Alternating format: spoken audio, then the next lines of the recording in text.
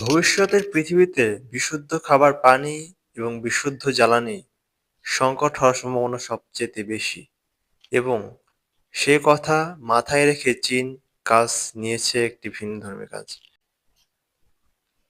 চীনের শাংডং প্রদেশের ওয়েদান শহরে একটি প্ল্যান্ট তৈরি করা হচ্ছে। এই প্ল্যান্টের ইনপুট হচ্ছে দুইটি, সমুদ্রের জল এবং শিল্প কারখানার বর্জ্য, এবং আউটপুট হচ্ছে তিনটি। এই তিনটি আউটপুট দিয়ে বিশুদ্ধ খাবার পানি, সবুজ হাইড্রোজেন এবং খাবার লবণ বের হবে।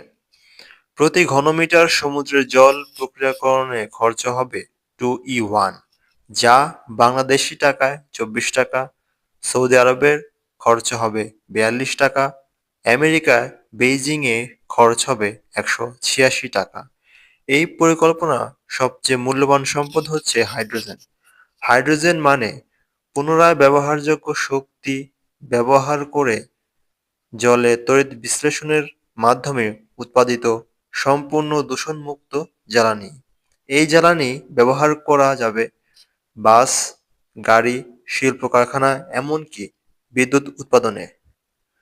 রেজাউন প্ল্যান্টে বছরে উৎপাদন হতে পারে 1,92,000 ঘন মিটার গ্রিনহাউস হাইড্রোজেন, যা দিয়ে 100টি বাসকে বছরে প্রায় 3,800 কিলোমিটার চালানো সম্ভব। আগে সমুদ্রের জল থেকে হাইড্রোজেন তৈরি করতে গেলে বড় সমস্যা ছিল লবণ, ম্যাগনেসিয়াম এবং ক্লোরাইড আয়ন যন্ত্রপাতি নষ্ট করত। কিন্তু চীনের এই নতুন প্রযুক্তিতে আলাদা করে বিশুদ্ধ জল দরকার নেই। যন্ত্রপাতি একটানা 3 সপ্তাহ ধরে চালাতে পারবে। বর্জ্য তাপ হয়ে উঠছে শক্তির উৎস, মানে কোনো শক্তি বিদ্যুৎ অপচয় নেই।